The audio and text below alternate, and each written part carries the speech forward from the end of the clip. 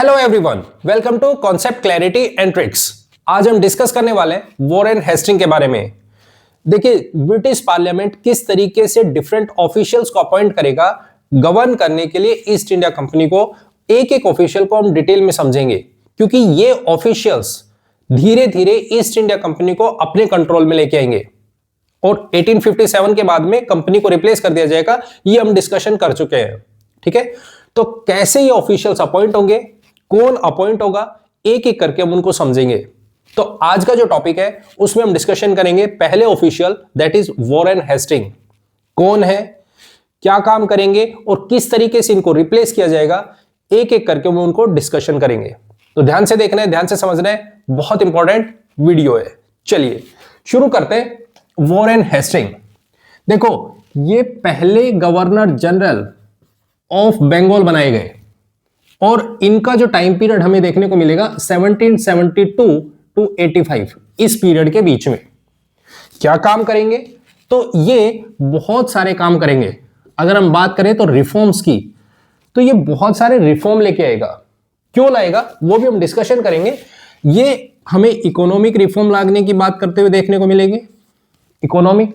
उसी तरीके से जुडिशियरी को देखते हुए जुडिशियल रिफॉर्म लेके आएगा। वैसे ही ये सोशल रिफॉर्म के बारे में भी सोचेगा कि हमें सोसाइटी में कुछ चेंज करना चाहिए, सोसाइटी को समझना चाहिए। क्या करेगा वो देखेंगे, ठीक है। उसी तरीके से ये मिलिट्री को यूज करेगा, मिलिट्री पावर को क्या करेगा उसको देखेंगे। और फिर लास्ट में देखेंगे इसको किस तरीके से हटाया गया, वो चीज। पॉइंट क्लियर है। तो हम इन पॉइंट्स के ऊपर डिस्कशन करेंगे एक एक के बारे में, ठीक है। तो देखो, सबसे पहले हम बात करते हैं इनके बारे में कि ये आए 1772 में, ठीक है। इनको बनाया गया गवर्नर जनरल ऑफ बंगाल। तो पहला काम हम इनका डिस्कशन करते हैं इकोनॉमिक रिफॉर्म्स के बारे में। इकोनॉमिक रिफॉर्म्स, या इन्हीं को हम बोलते हैं एडमिनिस्ट्रेटिव रिफॉर्म्स भी। एडमिनिस्ट्रेटिव, ठीक है। क्या करेगा, क्यों करेगा, पहले उससे समझिए। देखो, ब्रिटेन की पार्लियामेंट ने ईस्ट इंडिया कंपनी को एक टास्क दिया, क्या, कि भाई आपको कुछ चीजें करनी है। पहली चीज तो आपको ट्रेड एंड कॉमर्स को इंक्रीज करना है। आप ट्रेड कीजिए, आप लोगों के साथ में ट्रेड कीजिए, इकोनॉमी को बढ़ाइए। दूसरी चीज आपको एक्सपेंशन करना है और तीसरी चीज आपको कंसोलिडेशन करना है। ये सारे के सारे काम आपको करने हैं और इन सभी फैक्टर्स को देखते हुए जितने भी ऑफिशियल्स आएंगे वो इन्हीं के बेसिस पे काम करेंगे। और सबसे बड़ा काम वॉरेन हेस्टिंग शुरुआत करके जाएगा। बेस जो फाउंडेशन रखने वाला है वो तो हम देख चुके हैं। वॉरेन हेस्टिंग अब यहां से शुरुआत करेगा। कैसे करेगा उन चीजों के बारे में हम समझना शुरू करते हैं। पॉइंट क्लियर है, पॉइंट क्लियर। तो सबसे पहला इकोनॉमिक रिफॉर्म, क्योंकि यहां से ट्रेड एंड कॉमर्स को भी इंक्रीज करना है और एक्सपेंशन भी करना है, ठीक है। तो देखो, सबसे पहली चीज तो इसने कहा कि देखो हमें इकोनॉमी को डेवलप करना है, क्योंकि जब आप इस्टेब्लिश करना चाहते हो, अपने आप को डेवलप करना चाहते हो, तो आपकी इकोनॉमी जितनी स्ट्रांग होगी उतने अच्छे से आप डेवलप कर सकते हो। तो इसने कहा कि हम इकोनॉमी को डेवलप करते हैं। तो इकोनॉमी को डेवलप करने के लिए सबसे बड़ा फैक्टर है एग्रीकल्चर। और एग्रीकल्चर को चलाने वाले कौन है, तो इन्होंने कहा बीच में सेठ बैठे हुए हैं, बिचौलिए बैठे हैं। वो क्या करते हैं, वो लैंड देते हैं और वो लैंड पे कलेक्शन करते हैं, ठीक है। किसके बेसिस पे, क्रॉप प्रोडक्शन के बेसिस पे। तो इन्होंने कहा सॉरी, ये जो बीच में बैठे हैं, जो मीडिएटर्स बैठे हैं, हम इनको रिप्लेस करेंगे। आगे से ये जो भी लोग होंगे ये नहीं होने चाहिए, डायरेक्ट कलेक्शन हमारे पास आए। बोले वो कैसे आएगा, तो इन्होंने करना शुरू किया। जैसे मान लो सपोज करो ये लैंड है, इस लैंड पे उन्होंने कहा कि बोली छोड़िए, बोली छोड़ो। जैसे कोई कहेगा कि मैं इस लैंड को 10 रुपए में खरीदता हूं, कोई कहेगा मैं नहीं, मैं 12 रुपए में खरीदता हूं, कोई कहेगा मैं 20 में खरीदता हूं। तो इस तरीके से इन्होंने करना शुरू किया कि यहां पे आप बोली लगाइए। जो ज्यादा बोली लगाएगा, जो ज्यादा पैसे देगा, हाई पे करेगा, उसको ये लैंड पार्ट दिया जाएगा। अब वो डिपेंड करेगा ना कि लैंड फर्टिलिटी क्या है। अगर लैंड की फर्टिलिटी अच्छी है तो वहां से अच्छा पैसा आएगा, वहां पे लोग ज्यादा पैसे देंगे, वहां पे प्रोडक्शन अच्छा होगा। पॉइंट क्लियर है? तो इस तरीके का काम करना शुरू किया। इसको बोला जाता है इजारेदारी सिस्टम। इजारेदारी सिस्टम। इजारेदारी सिस्टम क्या है? आप वहां पे ट्रांजैक्शन करोगे लेकिन एक साल के लिए उस लैंड को दे दोगे, ठीक है? आपको हमें इतना पैसा देना है, लोग बोली लगाएंगे, उतना पैसा उनको पे करेंगे। पॉइंट क्लियर है? Point clear. अब एक बात सोचो, कंपनी के ऑफिशियल्स को पता है कि इस लैंड का इतना रुपए लगने वाला है, तो क्या इसमें किसी भी नॉर्मल बंदे को यहां पे जगह मिलेगी? बिल्कुल नहीं। क्यों? क्योंकि उनको पता है कि मैक्सिमम यहां पे कितने रुपए आ सकते हैं। ठीक है? पॉइंट क्लियर है? तो इसी के बेसिस पे यहां हमें करप्शन देखने को मिलेगा भर भर के। क्यों? क्योंकि कंपनी के ऑफिशियल्स अच्छे से जानते हैं कि मैक्सिमम बोली कहां पे जाएगी, तो उन्होंने अपने रिलेटिव्स को वो लैंड डिस्ट्रीब्यूट करवाना शुरू कर दिया। उनको बता दिया कि भाई देखो, अब से बोली लगेगी वहां उस पार्ट पे, ठीक है? और वो पार्ट इतना फर्टाइल है, आप मैक्सिमम इतना लगाइए, लोग वहां पे इतनी ज्यादा बोली नहीं लगाएंगे, ठीक है? उस लैंड के इतने ज्यादा पे नहीं करेंगे, तो आप इतना लगाइए। तो हमें यहां पे बहुत सारे बेनामी ट्रांजैक्शंस देखने को मिलते हैं, ठीक है? बहुत सारे बेनामी ट्रांजैक्शन देखने को मिलेंगे। क्यों? क्योंकि सारा करप्शन है। Point clear? पहला पॉइंट क्लियर। अब दूसरा चीज क्या आया? दूसरा पॉइंट आया कि भाई हमने इजारेदारी सिस्टम तो शुरू कर दिया, लेकिन यहां से पैसे का कलेक्शन कैसे करें? मेन चीज क्या है? रिवेन्यू का कलेक्शन। तो उसके लिए एक बोर्ड की इस्टेब्लिशमेंट की गई, बोर्ड, जिसको बोला गया board of revenue. Board of revenue. अब देखो, डिसाइड करना है, मान लो सपोज करो हमारे पास में कोई भी एक टेरिटरी है और इस टेरिटरी में 5 टुकड़े हैं, इस तरीके से 5 लैंड पार्ट है। अब इस पे कहां से कितना पैसा आएगा? 1 2 3 4 5, कहां से कितना पैसा आएगा? यहां से हो सकता है 100 रुपए आए, ये पार्ट थोड़ा कम फर्टाइल है तो यहां से हो सकता है 50 ही आए, हो सकता है यहां से 60 आए, हो सकता है यहां से 150 आ जाए। जिसकी फर्टिलिटी जितनी ज्यादा तो वहां से उतना ही पैसा आएगा, तो उतना ही ज्यादा कलेक्शन होगा। ये सारी की सारी जिम्मेदारी दी गई बोर्ड ऑफ रिवेन्यू को कि आप देखो कि किस लैंड पार्ट से कितना पैसा आ सकता है, उसी के हिसाब से आपको वहां पे क्या करना है? इजारेदारी सिस्टम को अप्लाई करना है, ठीक है? अब करप्शन को भी रोकना है, मेन चीज तो करप्शन है ना, उसको भी रोकना है। उसके लिए इन्होंने क्या किया? इन इजारेदारी सिस्टम में इजारेदारों को अपॉइंट कर दिया, उनके ऊपर भी कुछ ऑफिशियल बिठा दिए कि आप देखोगे, जिनको ये कह रहे हैं कि हमारे कुछ यहां पे लोग हैं जो इन सिस्टम के ऊपर बैठ के देखेंगे कि क्या लोग सही से काम कर रहे हैं या नहीं। Point clear? तो वो सारे कौन है? वो उनके रिलेटिव्स ही हैं। क्लियर है? तो आपको ये पॉइंट ध्यान रखना है। इजारेदारी सिस्टम इंट्रोड्यूस किया किसने? वॉरेन हेस्टिंग ने। Point clear? क्योंकि रिवेन्यू कलेक्शन करने हैं। दूसरी चीज सेकंड, अब यहां पे शाह आलम करके, क्योंकि मेन काम क्या है? मेन काम है हमें पैसे कलेक्ट करना। पैसे जितने ज्यादा से ज्यादा कलेक्ट हो सकते हैं, या किसी दूसरे पे, जैसे मान लो सपोज करो हमारे पास 2 ऑप्शन होते हैं।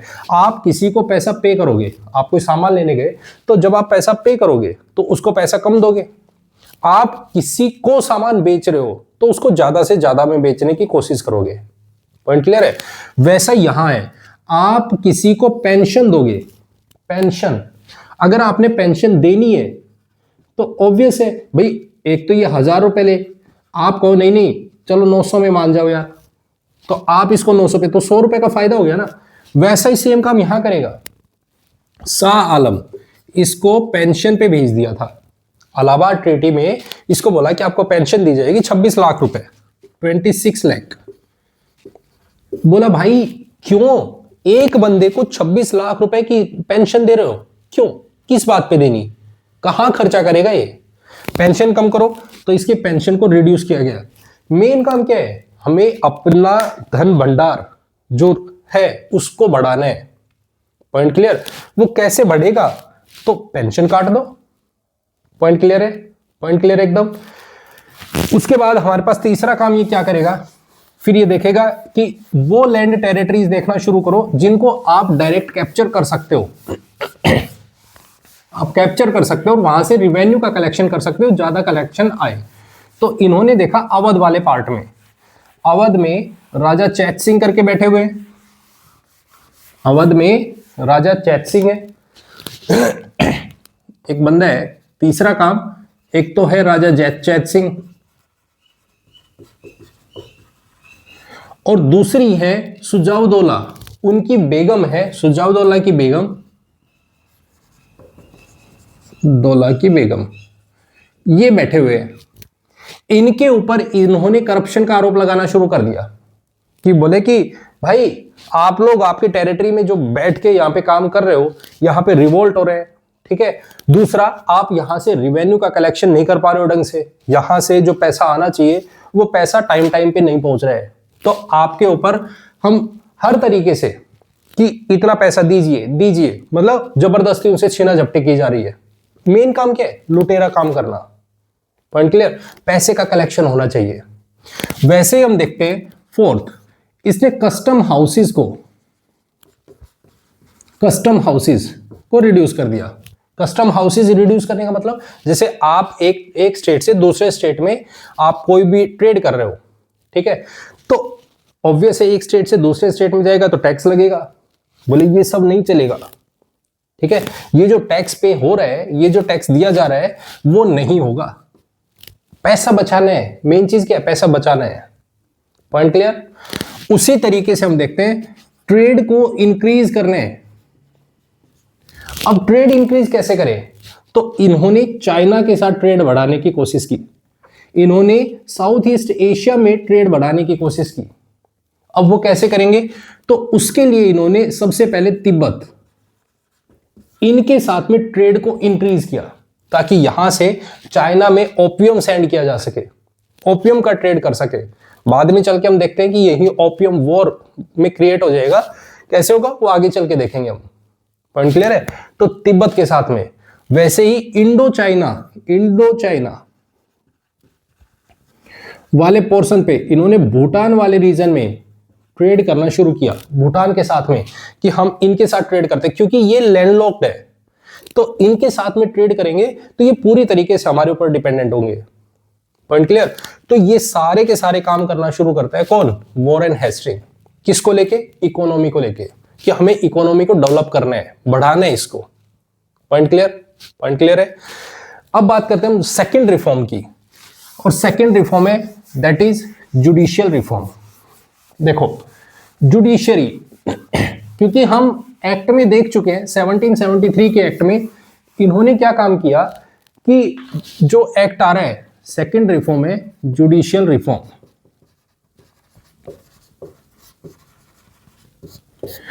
इसमें क्या काम किया इसने? हमने पढ़ा सुप्रीम कोर्ट की इस्टेब्लिशमेंट हो चुकी है, और सुप्रीम कोर्ट की इस्टेब्लिशमेंट में इसने क्या कर दिया? अपने ही एक फ्रेंड है एलिजा एम्पे, उसको बिठा दिया कि आप आइए एज ए चीफ जस्टिस और यहां पे बैठो। अब ये इसका दोस्त है क्योंकि ये हेल्प करेगा इसको करप्शन करने में। तो इसको लग रहा है कि जो पैसा मेरे पास आना चाहिए वो पैसा जहां पे करप्शन कर सकते हैं तो ये मेरी हेल्प करेगा, क्योंकि अगर यदि कोई भी मैटर हुआ तो मैटर जाएगा सुप्रीम कोर्ट, और सुप्रीम कोर्ट में मेरे फेवर में बात हो जाएगी क्योंकि मेरा ही दोस्त बैठा है, तो कोई प्रॉब्लम नहीं होगी। ठीक है, आपने वो कहावत सुनी होगी ना, सैया मोरे कोतवाल तो डर काहे का। वही सेम चीज ये सोच के बैठा है कि एलिजा एम्पे जो कि सुप्रीम कोर्ट का चीफ जस्टिस है, अगर ये बंदा बैठा हुआ है, मेरा ही दोस्त है, तो कल को मेरे रिलेटेड कोई भी मैटर जाएगा तो मेरे फेवर में बात करेगा। ठीक है, लेकिन हो जाता उल्टा। क्यों, कैसे, देखते हैं अब इस चीज को। एलिजा एम्पे यहां पे अपॉइंट है। ठीक है, अब प्रॉब्लम क्या आ रही है? प्रॉब्लम ये आ रही है कि ये काम कर रहा है सुप्रीम कोर्ट का, यहां पे सारे मैटर आ रहे हैं। ठीक है, वही दूसरी तरफ अगर हम वॉरेन हेस्टिंग की बात करते हैं तो ये ठहरा गवर्नर जनरल ऑफ बंगाल। तो कुछ लोग इसको अप्रोच कर रहे हैं, क्यों? क्योंकि भाई हम सीधे जाएंगे गवर्नर जनरल ऑफ बंगाल के पास में, कि भाई साहब मेरे साथ ये मैटर हो गया, तो ये सुन रहे, कह रहा है कि ये तो मेरे ज्यूरिसडिक्शन में आता है। अब कुछ प्रॉब्लम इनके साथ में आ रही है, तो ये उस चीज को देखने लग रहा है कि हाँ भाई आपकी प्रॉब्लम मुझे बताओ। कह रहा है मैं सबसे बड़ा हूं, पावरफुल हूं, मैं, मेरे पास सबसे बड़ा रूल है, तो लोग मेरे पास ही आने चाहिए। उधर सुप्रीम कोर्ट बैठा ये कह रहा है कि मेरे पास क्रिमिनल सिविल मैटर्स हैं, वो मेरे पास आने चाहिए। ठीक है, तो ये 6-7 सालों तक ये इस तरीके का प्रोसेस चलता रहता है। ठीक है, इसी बीच में ये क्या करता है, इसी बीच में ये करता है कि इसने देखा कि कुछ क्रिमिनल मैटर्स हैं, उनके ऊपर डिसीजन लेना है, तो कैसे लूं, किस तरीके से समझूं कि यहां पे क्राइम हुआ है तो उस पर क्या डिसीजन। क्योंकि देखो सोसाइटी यहां पे डिफरेंट है, वहां इनके यहां सोसाइटी अलग है, यहां पे सोसाइटी, यहां पे हिंदूज है, यहां पे मुस्लिम है। अब आप डायरेक्टली तो किसी की सोसाइटी के साथ में छेड़खानी नहीं कर सकते, क्योंकि अगर आपने सोसाइटी के साथ छेड़खानी की तो आपको, आपके ऊपर रिवोल्ट हो सकता है। सोसाइटी मिलके रिलीजन के बेस पे आपके अगेंस्ट रिवोल्ट कर दे तो आपको तो कोई जीने ही नहीं देगा। पॉइंट क्लियर है? तो ये सारी चीजें ये देखता है कि हिंदू है, उनका जो लॉ है, हिंदू रिलीजन में अलग डिसीजन लिया जाता है। कोई क्राइम हो रहा है तो उसका डिसीजन अलग होगा। उसी तरीके से हम बात करें मुस्लिम की, तो मुस्लिम्स का जो रिलीजन है उसमें क्राइम को अगर अलग तरीके से डिफाइन किया है। तो इसने कहा कि भाई ये सब तो नहीं चलेगा, हम अलग अलग डिसीजन ले रहे हैं, अलग अलग बातें हो रही है। मुस्लिम है वो कह रहा है कि मेरा जो रिलीजन है वो अलग चीज डिफाइन करता है, हिंदू कह रहे हैं हमारे अलग डिसीजन हो रहे हैं।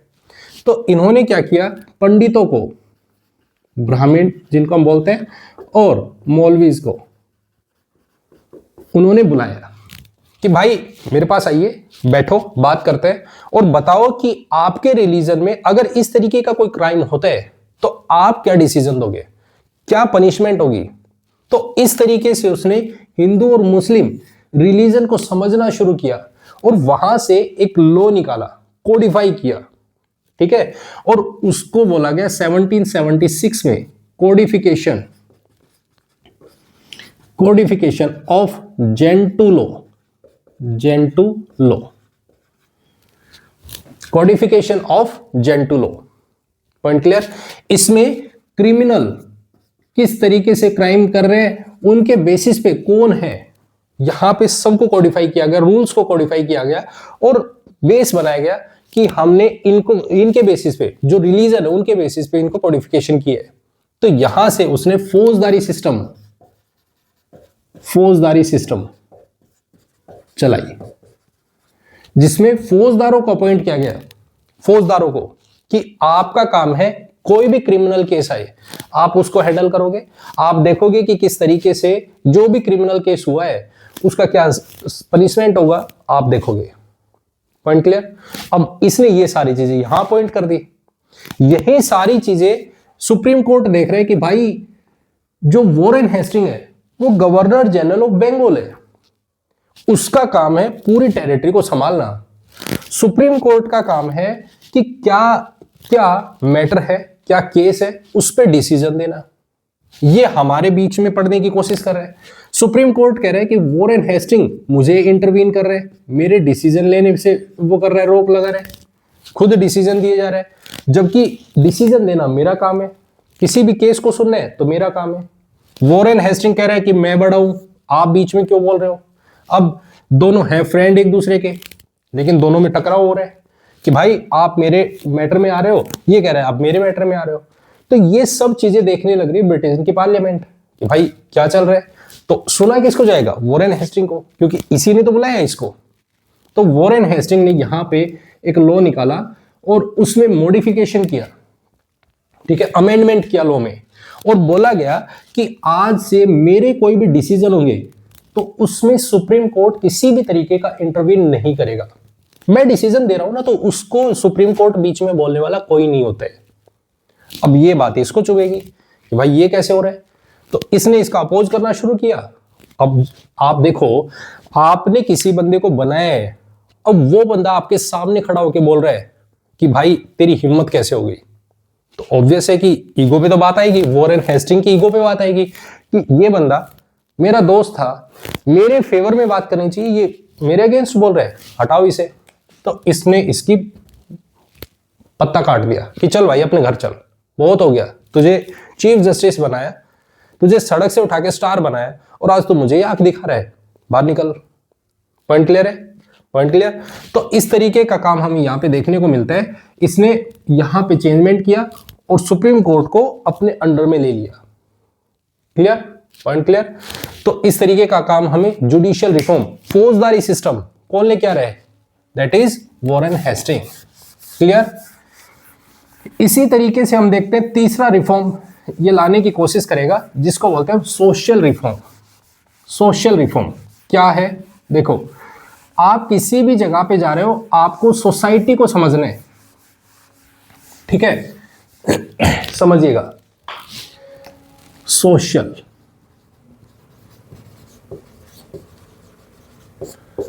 अगर यदि मैं बात करूं वॉरेन हेस्टिंग की, तो ये एक स्कूल से बिलोंग करते थे जिनको हम बोलते हैं ओरिएंटल स्कूल। जो ओरिएंटल थॉट ऑफ स्कूल है, जिसमें हम बात करते हैं कि इनका जो थॉट प्रोसेस है वो ब्रॉड है, ठीक है? अब ये डायरेक्टली अपने थॉट प्रोसेस को इंडिया की सोसाइटी पे तो अप्लाई कर नहीं सकते। अगर इन्होंने ऐसा कर दिया तो डेफिनेट है इनके अगेंस्ट रिवोल्ट हो जाएगा, और ये रिवोल्ट हो गया तो इसको कोई जीने नहीं देगा। पॉइंट क्लियर है? तो इसी के बेसिस पे इसने कहा कि नहीं, हम ऐसा नहीं करेंगे, हम डायरेक्टली सोसाइटी में चेंज नहीं करेंगे, हम पहले सोसाइटी को समझेंगे, हम देखेंगे, जानेंगे कि सोसाइटी में चल क्या रहा है, लोगों का कल्चर क्या है, सोसाइटी कैसी है। तो उसको समझने के लिए हमें अपने कुछ इंस्टीट्यूशंस बनाने पड़ेंगे, अपना इंस्टीट्यूशन इस्टेब्लिश करना पड़ेगा जो कि ट्रांसलेशन करके देगा कि यहां पे किस तरीके से लोगों की थॉट प्रोसेस है, लोग क्या मानते हैं, क्या चाहते हैं लोग। उसके लिए इसने एक बंदे को बुलाया जिसका नाम है विलियम जोन्स। विलियम जोन्स, इसको बोला गया कि आप एक सोसाइटी की इस्टेब्लिशमेंट करके दो। तो इसने इस्टेब्लिश की रॉयल सोसाइटी ऑफ बंगाल 1784 में एक सोसाइटी इस्टेब्लिश की। इसका काम क्या है? इस सोसाइटी का काम है कि ट्रांसलेशन करना, किसका? कि जो यहां पे जितनी भी बड़ी बुक्स है जिनको लोग मानते हैं, जैसे गीता को, मनु चरित्र को, इनको मानते हैं, आप ट्रांसलेट कीजिए। कुछ पर्शियन बुक्स है उनको ट्रांसलेट कीजिए कि किस तरीके से मुगल्स यहां पे काम करते थे, उनके क्या थॉट्स थे, क्या मानते थे वो, मुस्लिम्स में क्या है, उनको माना जाए। तो इन्होंने इंस्टीट्यूशन की क्रिएशन करना शुरू किया, इस्टेब्लिश करना शुरू किया, ताकि हम सोसाइटी को समझ सके। उसी बेसिस पे हम देखते हैं इसने कोलकाता में मदरसा की इस्टेब्लिशमेंट की 81 में, 1781 में इस्टेब्लिशमेंट कर रहे हैं कि देखते हैं सोसाइटी में क्या चल रहा है, कोलकाता में किस तरीके से यहाँ पे मदरसा में लोग आते हैं। पॉइंट क्लियर है? तो ये सारी चीजें वो करने की कोशिश करेगा। सोसाइटी में किसी भी तरीके की छेड़खानी नहीं करेगा, क्योंकि अगर सोसाइटी के साथ छेड़खानी करेगा तो गड़बड़ हो जाएगी इसके लिए। Point clear? पॉइंट क्लियर है? तो ये सारी चीजें करता है। अब बात करते हैं मिलिट्री का यूज कैसे करेगा, पावर का यूज। देखो, इसको बोला गया था कुछ और कि भाई देखो, आपको यहां से ट्रेड एंड कॉमर्स को इंक्रीज करना है, लेकिन ये बंदा क्या कर रहा है, यहां पे अब लड़ाई करना शुरू कर देगा, बहुत टेरिटरी को कैप्चर करना शुरू करेगा। उसमें अगर हम बात करें मिलिट्री की,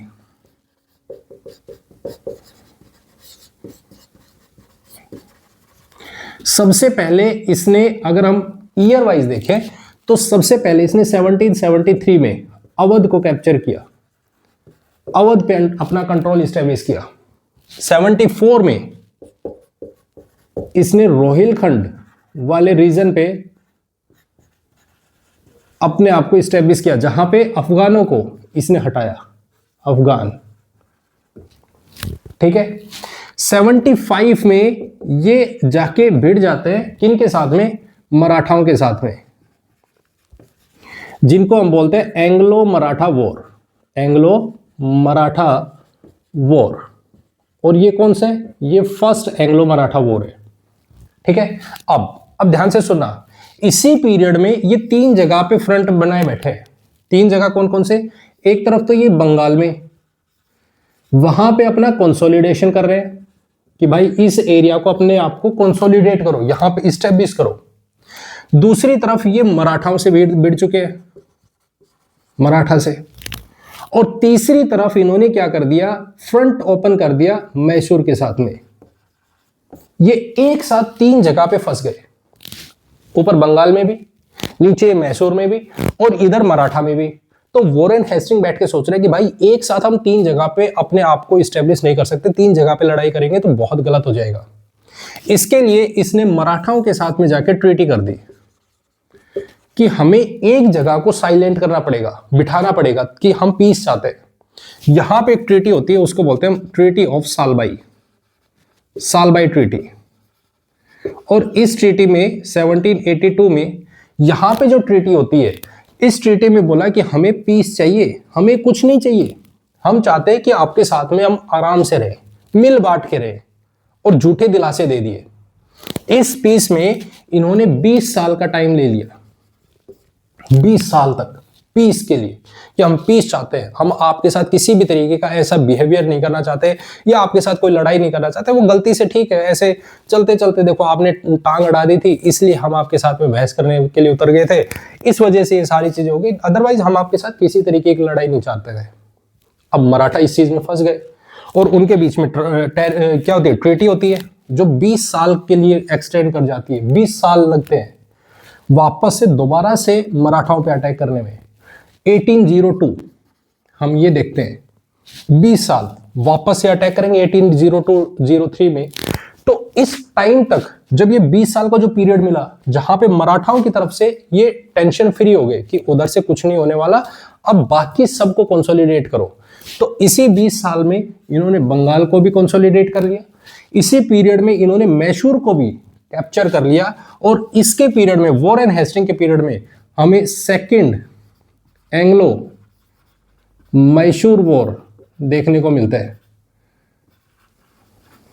second Anglo Mysore war, point clear, point clear है। 82-84 इस पीरियड में हमें देखने को मिलता है, पॉइंट क्लियर है, कोई डाउट यहां तक? तो ये चीज देखने को मिलती है। उसी तरीके से हम बात करें तो इसी के पीरियड में हमें एक रिवोल्ट देखने को मिलता है, जिसका नाम है सन्यासी रिवोल्ट, सन्यासी रिवोल्ट, जो इसके पीरियड में स्टार्ट होता है। ठीक है, पॉइंट क्लियर। तो इस तरीके का काम हमें देखने को मिलता है। अब यहां समझो, इसको भेजा गया था कि आपको कंपनी को चलाना है, आप कंपनी को इस्टेब्लिश करोगे, आगे लेके जाओगे। ये बंदा कुछ और ही करे जा रहा है, लड़ाइयों में उलझे बैठा है, करप्शन भर भर के कर रहा है, पूरा काम उल्टा कर रहा है। इसको बोला गया था कि देखो कंपनी में हो रहा जो करप्शन है उसको रोकना है, ये भर भर के करप्शन करवा रहा है, इजारेदारी सिस्टम करवा के। तो यहां पे लोगों ने बोलना शुरू किया कि भाई ये जो बंदा आपने बिठाया है, ये गलत बंदा बिठा दिया, इसको हटाओ यहां से, अदरवाइज ये पूरी तरीके से यहां पे खत्म कर देगा कंपनी को। तो अब हटाएं कैसे, प्रॉब्लम क्या है? देखो अब ध्यान से समझना, इसको किस तरीके से हटाया जाएगा, क्यों हटाया जाएगा, उसे समझते हैं। ठीक है, देखो अब यहां पे प्रॉब्लम क्या आ रही है, एक बंदा आया जिनका नाम है नंद कुमार, नंद कुमार। इन्होंने इसके अगेंस्ट आवाज उठाई कि भाई ये जो वॉरेन हेस्टिंग आपने जो गवर्नर जनरल ऑफ बंगाल बनाया है, ये करप्शन कर रहे हैं। अब ये खबर मिलती है वॉरेन हेस्टिंग को। वॉरेन हेस्टिंग को जब ये पता चला कि नंद कुमार नाम का बंदा है जो आपके अगेंस्ट बोल रहा है, तो इसने उसको लटकवा दिया कि हट भाई साइड में, होता कौन है बोलने वाला। अब ये तो चला गया। अब ये चीजें देखने लग रही है कंपनी भी, ईस्ट इंडिया कंपनी तो देख ही रही है, क्योंकि वो तो इसके काम अंडर है ही। उधर ब्रिटेन की पार्लियामेंट भी ये सब देख रही है। वो कह रहे हैं कि भाई ये बंदा किसी के काबू में ही नहीं आ रहा है, ये जो मन कर रहा है वो कर रहा है। हम कह रहे हैं कि भाई आपको कंपनी चलानी है, ये बंदा लड़ाई करे जा रहा है, किसी का कहना नहीं मान रहा है, बड़ी आर्मी बना चुका है। इसी पीरियड में ब्रिटेन एक और फ्रंट खोले बैठा है, या हम ये कह सकते हैं कहीं और उलझे हुए हैं, और वो है अमेरिका। अमेरिका 1780s का जो पीरियड है, इस पीरियड में अमेरिका में रिवोल्ट हो रहे हैं, वहां पे रिवॉल्यूशन चल रहा है आजादी का, हमें इंडिपेंडेंट चाहिए। ठीक है, तो एक तरफ ये इसमें उलझे हुए हैं, इनको लगा है कि भाई जैसे अमेरिका में हमारे अगेंस्ट वॉइस हो रही है, रिवॉल्यूशन हो रहे हैं, कल को हमारे पास यहां भी ऐसा ही कुछ देखने को मिल सकता है। क्यों? क्योंकि वॉरेन हेस्टिंग ये अपने आप को स्ट्रांग बना के बैठा है, इसके पास एक बहुत बड़ी आर्मी है, पहली चीज तो है आर्मी इसके पास में। अब ये बड़ी आर्मी है, ईस्ट इंडिया कंपनी जो ये वॉरेन हेस्टिंग अकेला बंदा चला रहा है, एक तरीके से ये है ना, मेन सुपर पावर यही है। अब अगर यदि ये बंदा कल को हो सकता है जैसे अमेरिका में रिवोल्ट हुआ, ये बंदा भी तो उठ के खड़ा होके कह सकता है ना कि मैं आज से ब्रिटेन से अपने आप को इंडिपेंडेंट डिक्लेयर करता हूं। अगर इसने ऐसा कर दिया तो हम इसको कैसे हराएंगे? क्योंकि ईस्ट इंडिया कंपनी तो पूरा इसके कंट्रोल में, हम इसको हरा ही नहीं सकते। तो हमें कुछ भी करना पड़े, इसको हटाना पड़ेगा यहां से। तो ब्रिटेन की पार्लियामेंट में चर्चा शुरू हो गई कि हम एक सांप को दूध पिलाने की कोशिश कर रहे हैं, हमें बाहर निकालना चाहिए इसको, हो सकता है कल को हमारे अगेंस्ट ही खड़ा हो जाए। तो यहां पे एक रिवॉल्यूशन लाया जाता है, एक प्रोसेस किया जाता है कि हम इसको हटाते हैं ब्रिटेन की पार्लियामेंट में। ठीक है, पॉइंट क्लियर है? तो जब यहां पे डिमांड हुई, बातें हुई, एक रिजोल्यूशन लाया गया कि इसको हटाइए, तो इसने जितने भी वहां पे, क्योंकि एमपीज जो बैठे हैं वो सारे के सारे कुछ उसमें से ऐसे भी हैं जो कंपनी के बोर्ड ऑफ डायरेक्टर है, जो यहाँ पे बैठे हुए हैं, जिसके पास में कंपनी से डायरेक्टली डिविडेंड जा रहे हैं। तो इसने उन लोगों को पैसा खिला दिया कि भाई ये लीजिए पैसा, और मुझे हटाने की नौबत नहीं आनी चाहिए। आप मेरे अपोजिशन में वो करोगे, वोट करोगे कि नहीं ये बंदा बहुत अच्छा काम कर रहा है, इसको हटना नहीं चाहिए। तो इस तरीके से हम देखते हैं कि यहाँ पे जो रिजोल्यूशन लाया गया वो पास नहीं होता है, और पास नहीं होगा तो डेफिनेटली हटेगा नहीं। गवर्नमेंट गिर गई, दोबारा से एक नए इलेक्शन होते हैं, और 70, 84, 85 में हमें देखने को मिलता है विलियम पिट करके नए पीएम आते हैं।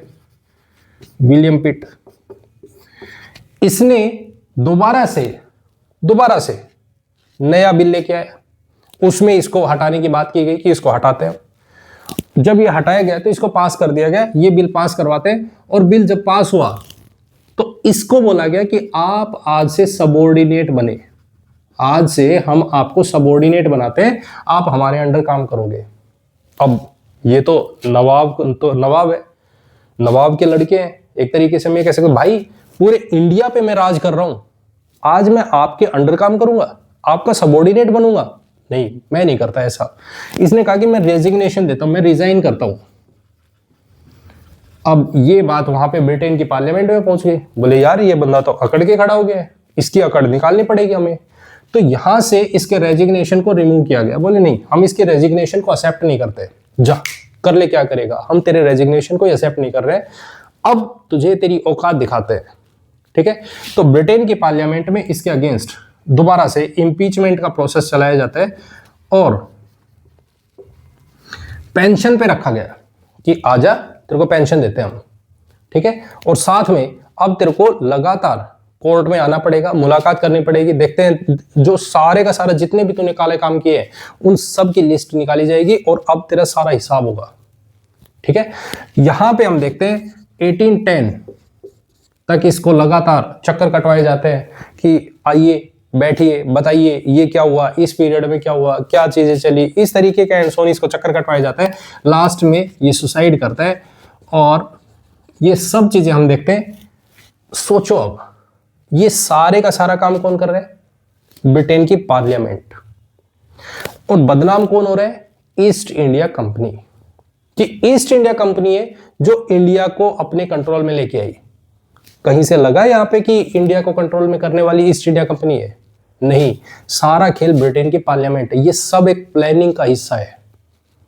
पॉइंट क्लियर है? तो इसी तरीके से हम नेक्स्ट बात करेंगे अगले ऑफिशियल के बारे में कि विलियम पिट आते हैं। ठीक है, कैसे आएंगे, कौन आएगा, ठीक है, आगे एंड सोन किस तरीके से ये जो इनके पीएम है वो इस चीज को डिसीजन लेंगे, ये अपना एक एक्ट लेके आएंगे नया। ठीक है, उसमें बताएंगे कि अब से कंपनी किस तरीके से रूल करेगी, क्या चेंजमेंट किए जाएंगे, वो सब चीज हम आगे चलकर डिस्कशन करेंगे। Point clear? तो ये है हमारे पास में वॉरेन हेस्टिंग क्या करता है, किस तरीके से करता है, उसके बारे में। आई होप आपको ये वीडियो अच्छी लगी तो इसे लाइक, कमेंट एंड शेयर जरूर करें। चैनल को सब्सक्राइब नहीं किया है तो प्लीज चैनल को सब्सक्राइब जरूर करें। मिलते हैं नेक्स्ट वीडियो में। Thank you very much and have a nice day. Bye bye, take care.